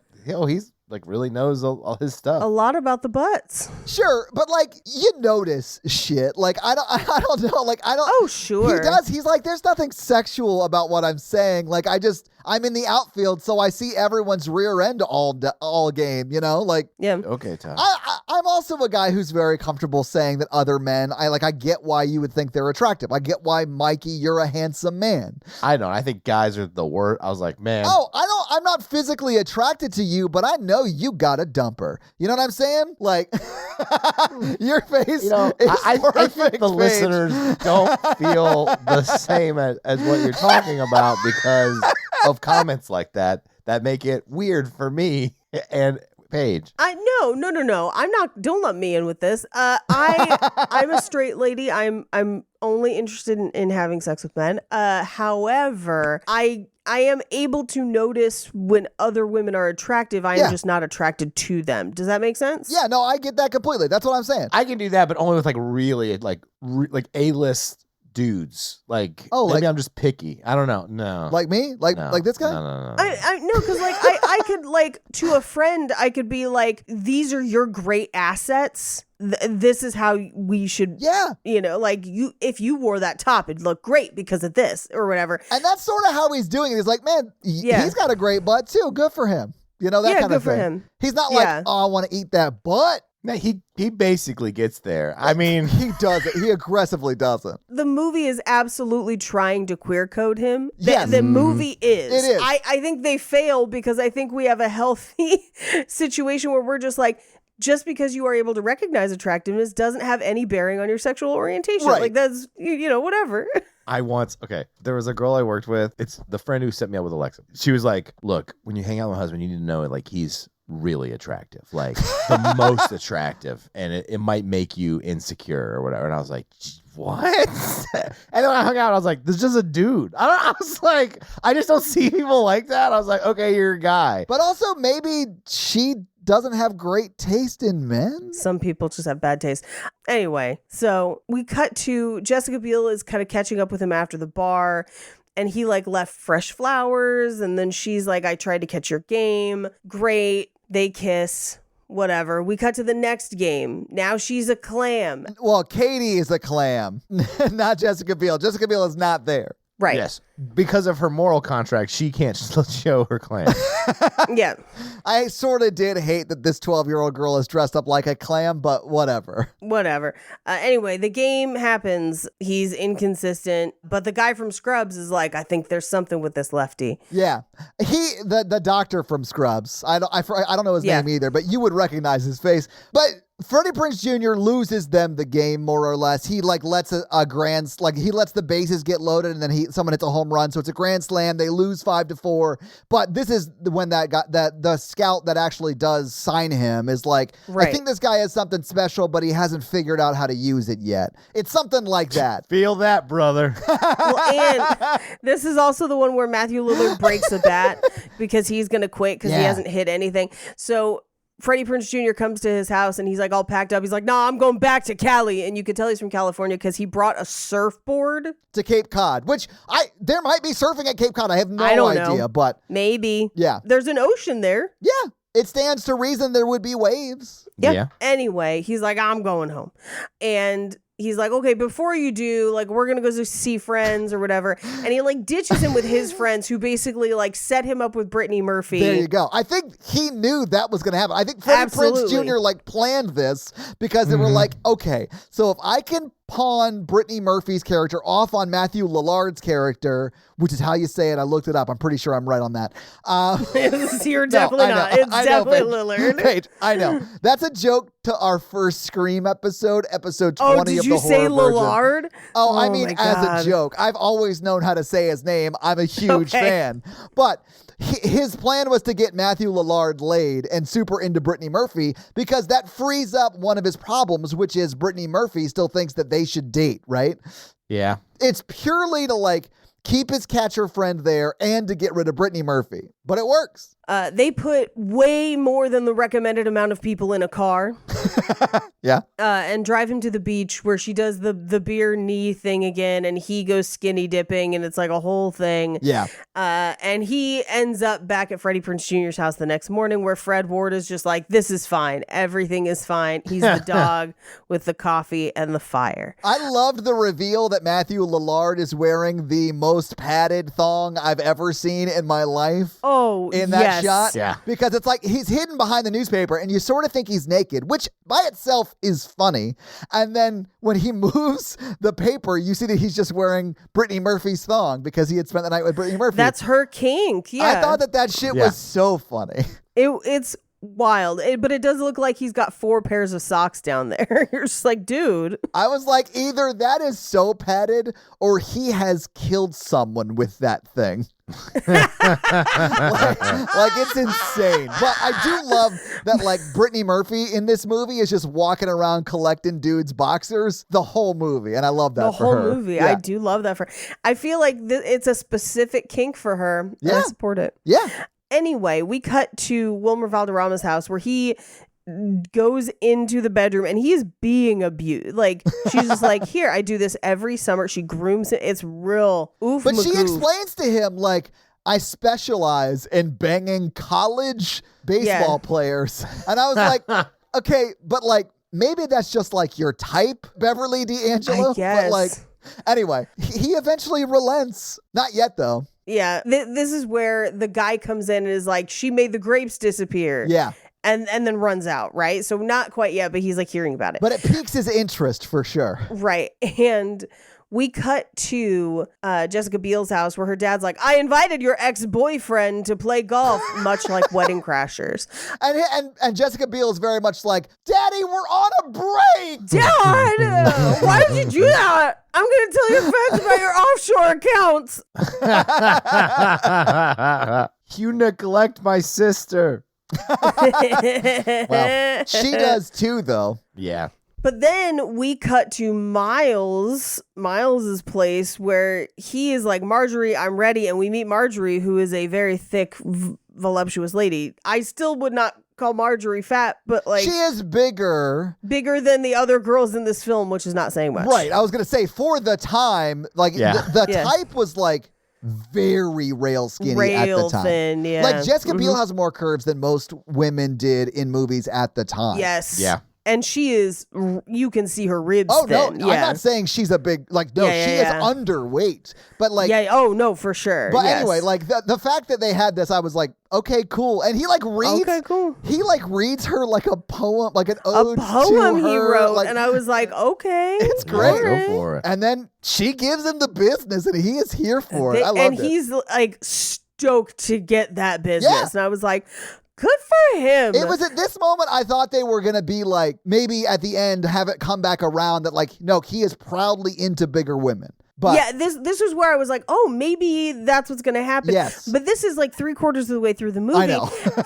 and they did very much play this for kind of a gross joke, even though it does reveal to us that he's just into fat chicks. But it's just like, it's not done in a flattering way. It's done in a jokey way. Yeah. It's done in a goofy way. And it's like, you could just let him be into something, or whatever. But she looks great. They carry the scene. Yeah. It's fine. we cut to Jessica Beals and Freddie Prinze Jr. getting back to her pool at her house, and it's raining, and she strips down. This is where she swims in a shirt, and it is very see-through. It is. Yeah. And he gets in as well, and in his boxers. And, of course, because it's raining, it's kind of cool. Like, have you guys ever been swimming in the rain like this? Yeah, it's dope. cool. Yeah. It is very fun. But that wakes up the 80s villain grown up, her dad. So he comes Right. out and he's like yelling at her, and he's like hiding in the pool, and he eventually bails and like runs to his truck, and she follows after him. And they're like kissing through the window of his Yeah. truck. It's very cute. It is. And I love this conversation because he's all like, do you think he'll actually call the cops? And she's like, yeah, he's definitely calling the cops. And then he's like, okay, well then I have to go. And they're like kissing, and then you hear sirens, and he's like, You okay, hear I the really sirens. have to go. I really gotta go. Yeah. We cut to another game because again, it's the cycle of like game, bar, Jessica Beals. Yeah. And at the next game, Matthew Lillard finally gets a hit. And then we get like a little montage supercut of like, he finally hits stuff. And then we get the same kind of montage of like, Freddie Prinze Jr. seems to maybe be doing well, but then Yeah. everyone's like, he does well, but then he chokes and whatever. Yeah, it seems like Matthew Lillard's character is like becoming one of the best hitters in the league, and Freddie Prinze Jr. is just like, okay, well, he's fine at pitching, I guess. That's like sort of his vibe guess. until Yeah. the very end of the movie. Right. And then intermixed in this is him pitching with Jessica Beals, who doesn't understand baseball. And I think it's just supposed to be them getting closer together, but it in no way demonstrates any sort of chemistry or anything. And so you're just like, so why is she pitching? And then it's like, oh, is she his good luck charm because she's at the games? Like, Yeah, no. I thought it was gonna and do that that, just kind but of it wasn't, yeah. does nothing, right? So he's supposed to start at a super like high profile game that Saturday. Yeah, it's literally got the two best hitters in the league is on that team. Right. And he's like, of course, nervous about it because, that's his job is to be better than those batters. Right. And he goes and talks to his brother, and his brother's just like, everyone has invested everything in your career, and you're the one who doesn't do it. And like, no one ever gives him good advice in this movie. Everyone's just like, just stop being afraid of success. And I'm like, I understand that for some people that is a component of them not succeeding. Sure. But for most people, that is nonsense. For most people, it's like there is something impeding my success, and it's not just me being scared of being good at things. Like, everyone would love to be good at things. Or thinking they deserve to win or stuff like that. I mean, Right, that is something. what is the problem in this movie, though. Because, like, he doesn't have, like, a person who teaches him a special new kind of pitch or, like, how to be more relaxed on the mound or any of that stuff. Like, no one teaches him anything that makes him better. Everyone's just like, fuck you, believe in yourself. And eventually Yeah. he does, and that makes him great. Because we do. We've been at every game. I don't know if the microphone can hear that I'm pounding on my chest, but there's a lot of that in the third act of this There movie. is, yes. Which we should get to. Yeah, Right. we're getting to it. So he shows up at her house late, and she's like, I told you I couldn't see you tonight because it's the night that her boyfriend's there, and they invite him in, and they're just being assholes to him. Oh, they Like, treat him like shit. You don't know what caviar is? Yeah, how dare you? It was just Yeah. He leaves and they kind of break up and she's like, I should have told them about you. I should have told you about Chris and I didn't. And I'm just like, okay. Yeah, like this is great. There's still 50 minutes left in this movie, so I know this isn't them breaking up. You know, like whatever. But also, it's a real dick move to bring your daughter's ex-boyfriends to dinner, Dad. Like, the dad is always a villain in this movie. Yes. We cut to them prepping for the game the next day, and we get another fat shaming adventure with Miles. Yeah. Where they're like, she's going to squash you and kill you. And it was just like, first of all, she's not that big at all anyway. Like, and even if she was and he liked that, good for him. Just quit being dicks. Some people are into that shit, man. Like, let him be into it. Some people are Fuck. super into it. Hey, there's a lot of people into that shit. Yeah. Let people like what they like. Anyway, Freddie Prinze Jr. is going over the lineup with the coach, and this is where the coach is like, someday it will just click and you will have muscle memory and you will do it, which oddly enough is the closest thing he gets to good advice. It is. Yeah. And I love that, like, he gets this advice and then he goes and fucks up so bad at this game. Like, it doesn't help him immediately. It does help him, I think, later. But at this moment when he receives it, and it does seem like, oh, this is the turning point for him. He's going to crush it. And no, he does exactly what he did before and loses the game for them. He does. And here's what's really extra weird is because I do think this is weirdly good advice for some stuff where, like, I think if you're really good at anything, there is a period where you think you're really good at something, but you're still struggling. And then there's a period beyond that where you really figure out your version of it and it feels natural to be that good at it. And that's a completely different feeling. And looking back on it, you're like, I had no idea what I was doing, and now I feel like I do. And I feel like that is what he's trying to get at, but he won't get there for like 2 more games. Well, largely because he fucks up so bad in this game, they don't let him play. Yeah, he gets bumped off of the starting lineup, and it's now just like a relief pitcher they might use in a game, right? Right. It's more or less the end of his career. Right. Or something was in the flames of that fire that he inhaled to make him play baseball better. The fire hasn't happened yet. I know. But he doesn't get good till afterwards. You mean, okay, yeah, maybe. I thought for sure when that fire started, I was like, oh my God, are they going to kill that guy in a fire and they're still going to have the game? But no, they didn't. So the Phillies scout, the guy from Scrubs, after the game is just like, hey, you are good at this. Stay focused. Yeah. I do want to see you pitch again. Okay, bye. And he's like, good fucking luck. Which is very kind. Yeah, because like most scouts would, after that game would be like, okay, just like crossing this guy out of my book because there's no need to watch him anymore. Yeah. Right. But so he's super mad and he's talking to Jessica Beal about it. And he's like, I love it. And it's the thing I love. And I can't even do it. And it's out of my control. And she's just like, you're the only one that's and I'm like, again, that no one's giving him good advice. Like, what are we doing? But I mean, Jessica Biel's in a similar situation to what he is at the point where she really, quote, can't do what she wants because her daddy won't let her or whatever. Except that it is it's an aggressively solvable problem. Oh, both of them are, Paige. Like, that's what I mean. Like, of course she's going to give him bad advice. She's giving herself bad advice. Yeah, well, and he gives her good advice. He's like, you could get loans. You could do, like, I know that's not ideal, but like, you could do that. And she's like, you don't even understand. And I was like, what? No, then what are you talking about? That is exactly what you could do. When the movie wanted me to feel sorry for Jessica Biel, I aggressively didn't. I was like, I'm sorry that you can't live this ultra life of privilege anymore and pursue your actual dreams. But like, welcome to the fucking real world. Yeah. And in this speech, like, she's talking about all this stuff. He's talking, and I'm like, this is more story than what's in the actual movie. Like this one scene of exposition. Yes, you're absolutely right, and you kind of tone it out. Yeah, because you're just like, oh my God, this is like the 4th one of these. Like I don't. And then she's like, my parents are having a party, and I'm like, don't go to that party. He's gonna try to tell you not to date her. Like that's how it always happens. And guess what happens? Exactly that. Exactly what you think an 80s villain would do. Yeah. And then he's like, okay, come, like, I'm leaving. Come meet me later. Okay, cool. Meet me at the baseball field at midnight. It's not that, but it's more or less that. It's basically that. After the game, meet me tomorrow night. Yeah. Yeah. And in the conversation with his dad, this is when his dad is basically like, stop dating my daughter or I'll stop letting your dad mow my lawn. And he does go home to his dad and be like, hey, I don't want to fuck up your business, but like, this is what happened or whatever. Yeah.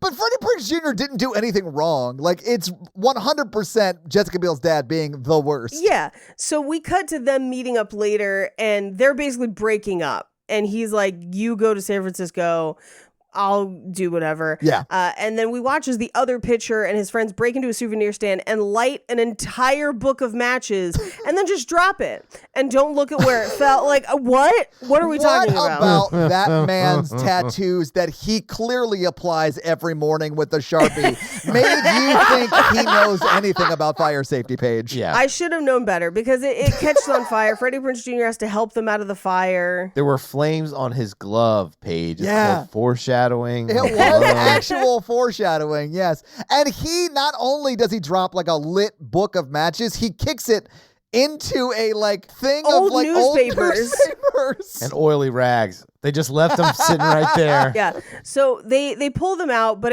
it burns down. So they're immediately off the team, and Freddie Prinze Jr. is now going to get to pitch. But also Jessica Biel is at home with her dad, who I guess contributed to building that box. And he's just like, oh, great, you're in the newspaper for the box burning down. You've just embarrassed the whole fucking family. And I'm just like, no one gives a shit. I know, right? The little like subtext of the picture is like Tenpenny looks on as field burns or whatever.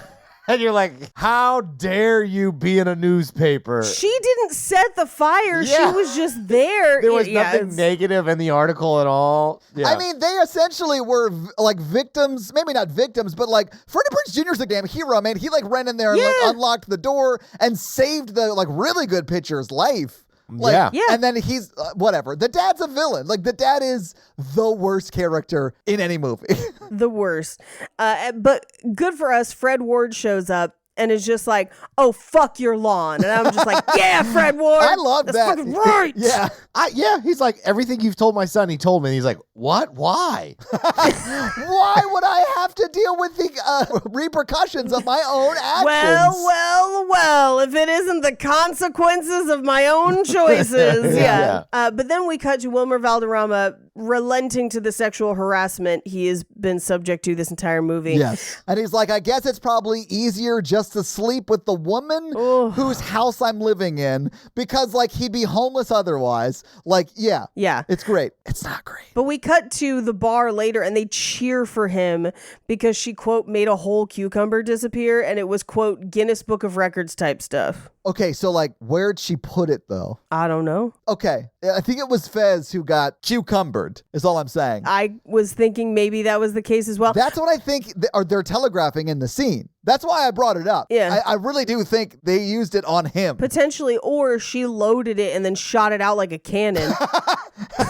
And it just hits his chest and he's like, let's do this. Well, no, because she's like, do you see the basket at the end of the bed? And I thought maybe she was like loading stuff up and making baskets. Fruit basket? I mean, technically because it is fruit. Like she's just super kegels. Hang on, guys. I have a awesome business idea for you. No. Paige, get a bunch of friends. Edible arrangements. Yeah. I can't do that shit. I don't have that pelvic floor control. All you gotta do is stand above it, I guess. Or just, work out with some weights and shit. Anyway, so they all cheer for him. And then Matthew Lillard's like, she made me a cucumber salad, which I think is a joke. But I was just like, Well, even if it wasn't a joke, because he went there for lunch, like, yeah. I think that would have happened before Fez had sex with her, right? So, like, But then she wouldn't have had a cucucber because well, maybe she just bought People like can buy 5 more than one. cucumbers and used 2 to make that salad. Like, I don't think he ate Fez's booty salad. or her pussy cumber.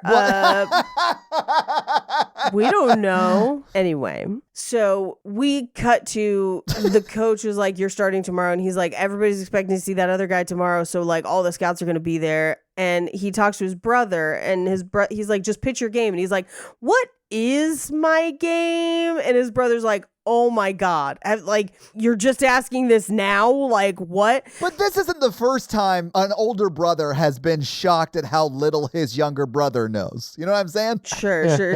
Well, and he's like, hit your spots. Don't throw fastballs every time. Like, don't try to show off every time. Just be strategic about it or whatever. I did love this conversation, though, because he's like, but I want to be intimidating. And his brother's like, Do you want to be intimidating or do you want to be rich and success? Like, what are we talking about? You fucking idiot. Like, so funny. Yeah. But this is where we cut back into the bar and we get the, like, what did one fat girl say to the other? Who cares? They're fat. Like, oh my God. It's fat girls are like mopeds. They're fun, but no one wants to see you ride it. Like that kind of just horrible joke. But then this is where Miles is like, fucking enough. I like fat girls. He stands on the table. Like, he makes a proclamation like he's Michael Scott and he wants to declare bankruptcy. And I was here for it. And you know what? That dude will get to fuck anyone he wants because he was honest about what he liked, and he will have a line of women. Oh, I'm sure he pulled very well that night. Yeah. And for the rest of the summer or whatever.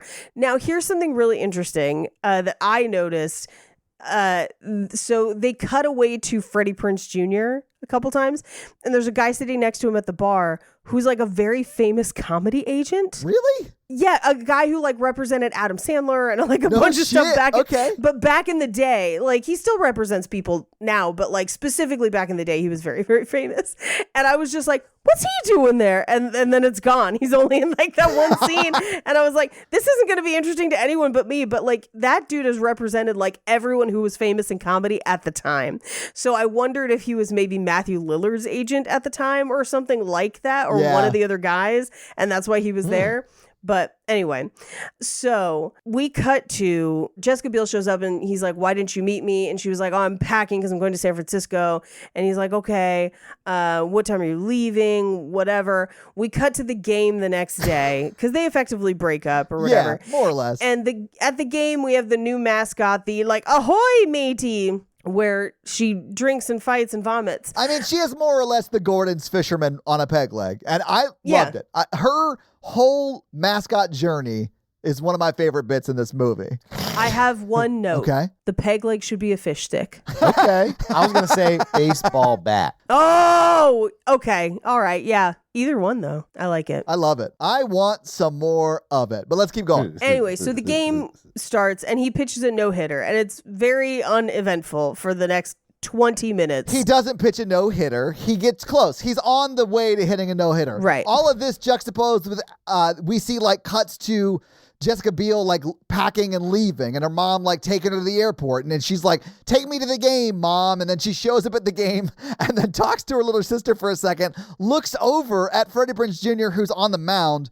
They don't say anything, but like they catch eyes, and then she just leaves, which, okay, is it possible that Jessica Biel's little sister has been dead for years and she's the only one who can see her? No, because she does talk to Freddie Prinze. Okay. And she talks to the crowd. Okay. And Matthew Lillard. Okay, my point is, I don't think you ever see Katie talk to either one of her parents in this movie. Well, she probably talks to her nanny.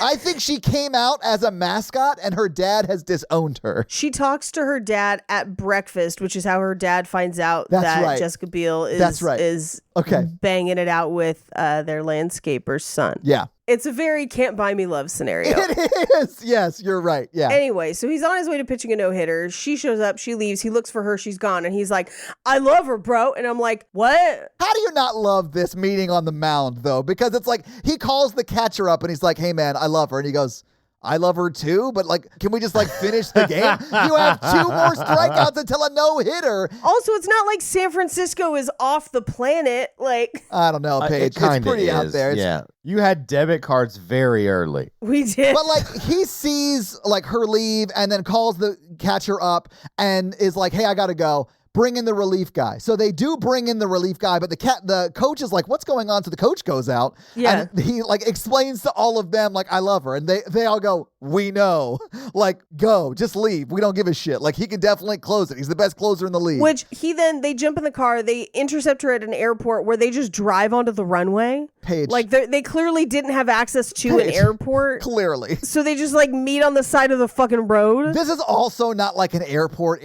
Like there's like Cessna Cessnas around. So it's like a private It's a airport. private airport, yeah. Which, I mean, they're rich as shit. They could be taking a private plane. Like, I'm not mad about that. Like, setting-wise, that's fine. But they do drive onto the damn tarmac. And then he gets out of the car and he's like, I just pitched the game of my life. And she says, quote, let's be together. What? It is my favorite line of the movie. I literally rewound she it wasn't twice. listening. She was just waiting to talk. I wonder what it's like to maybe have a podcast with a gentleman who does a lot of that. Spoiler alert, it's awesome. Good for you. Stop talking about my ass.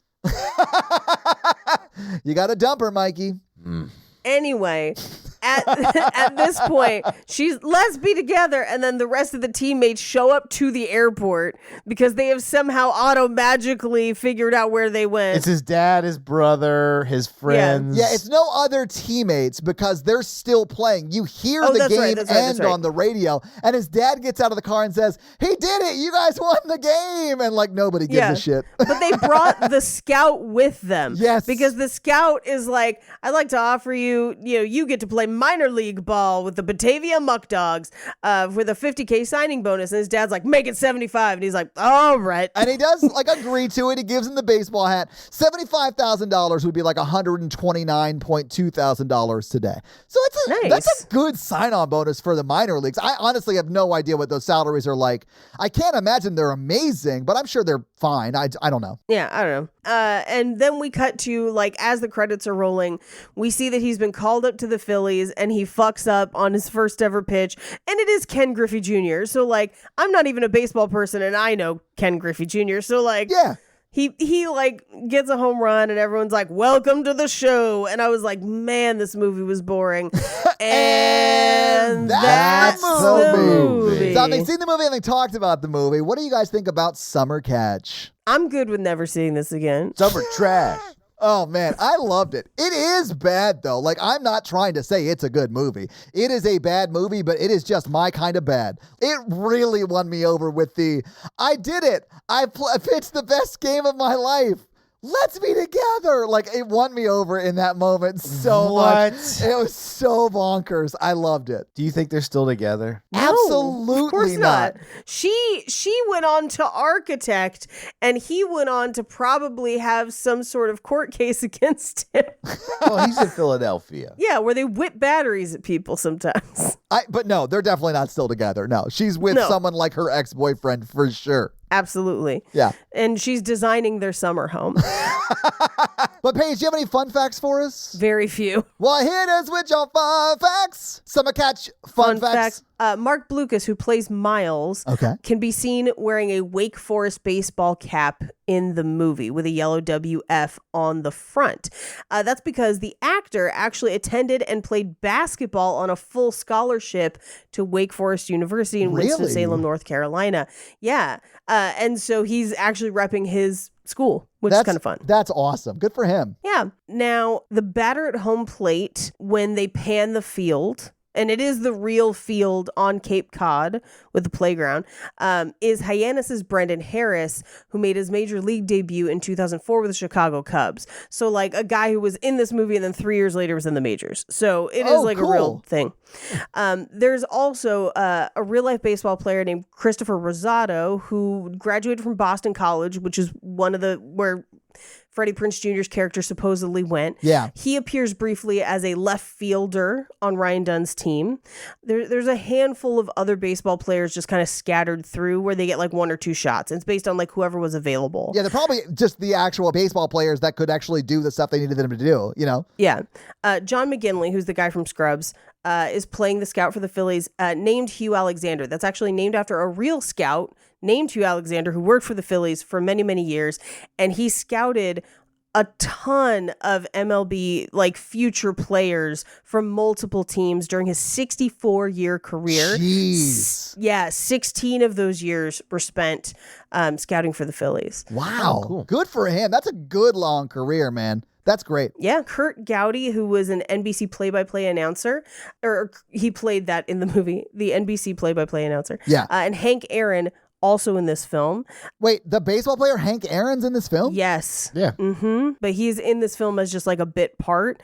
I think he's Wow. actually sitting next to Kurt Gowdy when Gowdy's the NBC play-by-play announcer. Oh, cool. I think. I honestly don't know what he looks like, but I know his name. Like, he is a world famous baseball player, you know? Like, Yeah. Okay, he's the scout that sits next to the Philly scout okay. that he talks to a couple times throughout the movie. That's Hank Aaron. That's cool. But yeah, again, I was like, I couldn't pick him out of a lineup if I tried. Now, this also was the third out of 5 films that Matthew Lillard and Freddie Prinze Jr. did together between 1999 and 2004.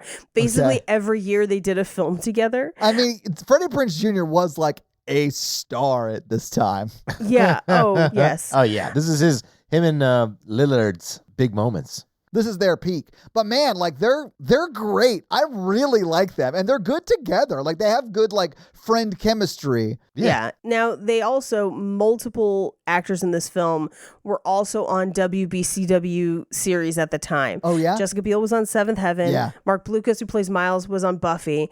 And Christian Kane was on Angel. Now, originally, this actually was in development for a long time. And instead of Matthew Lillard and Freddie Prinze Jr., it was supposed to be Ben Affleck and Matt Damon. Okay. Yeah. I could have seen Which that. I think I would have been, this probably would have been better. But those are your fun facts. Well, thank you for those fun facts, Paige. Let's talk a little bit about box office. So, what do you think the production budget was for Summer Catch in 2001? $5 million. No.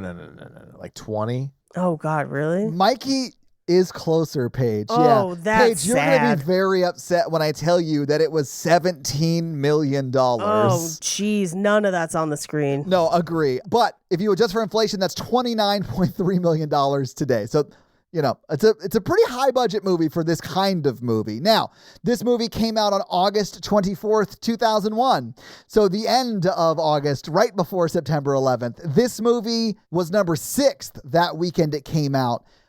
It was beat by American Pie, number 2, which was the number 1 movie that weekend. Rush Hour 2 was number 2 that weekend. Number 3 was Jay and Silent Bob Strike Back. Number 4 was The Others. Number 5 was The Rat Race. And then, of course, number 6 was Summer Catch. What do you think Summer Catch made in its opening weekend? 6 million. Oh, no, I think it's 3. Mikey, you're closer, but you're both under. It's actually just over $17 million. It was Oh, geez, okay. $17,018,000. Wow, 6th place in the first one. Good for it. Yeah. I guess. It's not bad. I mean, it is like peak movie going season because like no one's in school. It's like a lot of people are going to movies at this time. And this movie probably would have made more money if not 2 weeks after it came out. September 11th happened. It didn't get an international release. So what do you think it made domestically in its total box office run? It was in the theaters for 10 weeks total. But what do you think it made in those 10 weeks? 35 million. I'm going to say 26 million. Yeah, so it only made $19.6 million. Oh, jeez. That's a drop off. That is a drop off. It is a drop off. Like it went from making $7 million in its opening weekend, $4 million in its second weekend, and then it never made more than in the $1 million range. And it quickly fell out of, I mean, it had like September 11th happened like right then, you know? So like, I just think not as many people were going to movies because of what was going on at the time. Yeah, that makes sense. It did make its budget back. I'm not sure that if you include in marketing, it would have made its budget back though. And if you adjust for inflation, that $19.6 million comes out to $33.9 million today. But it didn't do great in the theaters. It's also not a great movie. Like, I do think $19 million is probably what it deserved. But I love it. It's crazy bad. But that's your box office. Mikey, do you want to hit him with that romance scale? Yeah, romance scale is how romantic we found the film today. That's a hard one for me. And 0 lion roars. Well, yeah. I mean, Paige, I'm going to agree on both. It is not super romantic and there is no sex. So, like, it's a 0 on the roar scale as well. I mean, I'm going to give it 1 out of 10 romance, but I'll give it a roar for Jessica Biel's pool scenes. Okay. Yeah. She is in great shape in this movie and still in amazing shape. Yeah, she married that dude, right? Justin Timberlake. Yep. And that's your romance scale. So this week, Mikey, you made us watch Summer Catch. Next week is my week, and I'm going to continue our Richard Curtis theme that I have going. And I've already told you what's going to come after this, so we know what's coming after this. Can I guess what's coming up this week? Yeah, you should know, if you know Richard Curtis's catalog, what is coming. So yeah, please. It's about time, isn't it? It is about time. We did about time, yes. I have seen this movie one time. I remember crying a lot. I don't remember much of the plot, although I do know it involves someone getting in a cupboard and like squeezing his hands until he goes back in time, and it was silly. It's okay. I like this film, but there's something There's about, definitely some time travel manipulation in there's it. definitely something to be said about, I mean, if you could try time travel, we would manipulate everyone around us, and then that doesn't make you a great protagonist. Yeah. Unless you're fighting an evil time person. Right. Which is why Like Time Cop Cop. slaps. Time Cop 100%. is fucking great. I've actually never seen it, but Time Cop and Terminator are the best time travel romances.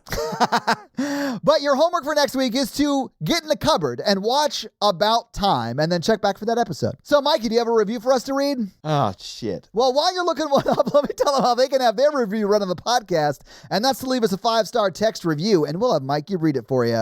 So Mikey, whose review are you going to read this week? I keep stalling for time. I don't have to stall for time because I can edit, Mikey. I'll just cut out the dead air. Yeah. That's not as much fun. Let's see. Okay. Sarah K. Martin, All right, what does Sarah K. Martin have to say? 85. They say perfect title review. Well, I think that's a little generous, but I appreciate it. There's a shortage of perfect podcasts in this world.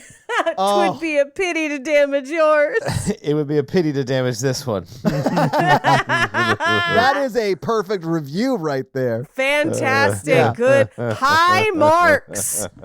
This trio is truly the perfect mix of witty, fun, honest, thoughtful, ridiculous, clever, and entertaining. They balance commentary and summary effortlessly. I look forward to it weekly. Now, please finally cover The Princess Bride. Please, finally. We will for It's a big like milestone a big one. episode. It's a Yeah, big we can't one. just do it as like episode 174 or whatever. You know, it's got to be like 200 or 250 or 500 or Something some like shit that. like that. Yeah. Yeah, because it is a fave. Honestly, like I'm worried about that episode because it's going to be us like, I love this movie. Yeah, me too. Here's what happens. I love this scene. Me too. Young Carrie Elwes. As you wish. But also, as soon as I can find Lady Jane streaming, we're watching it. Hell yeah. Well, Sarah K. Martin, thank you so much for that awesome 5-star review. And if you want to have Mikey read your review, leave us a 5-star review. So, yeah, guys, if you like this power throuple that we have here on this podcast, make sure to check out our other podcast, The Horror Virgin. And that is the only other podcast that Mikey and I are on. But Paige gets around, and she is on 2 other podcasts,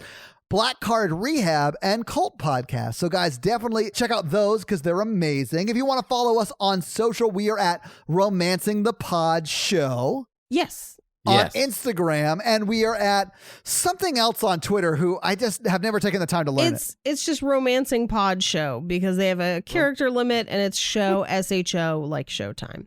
So guys, check that out as well. And if you want to follow us all individually, Paige is at Rampage Wesley everywhere, including TikTok, except for Twitter, where she is at Paige Wesley. Mikey is at M Randolph 24, and I am at Todd J Awesome everywhere. And guys, we got a P.O. box. So if you want to send us some love letters or whatever you might send to a P.O. box, it's actually not a P.O. box. It's like a regular street address. It's pretty awesome. It's 6688 Nolensville Road, number 108-34, Brentwood, Tennessee 37027. So send us some stuff. Yeah. That's going to be it for us, you guys. I'm Paige. I'm Mikey. And I'm Todd. And you complete us. To completion. I gave her my 6 penny. Bye.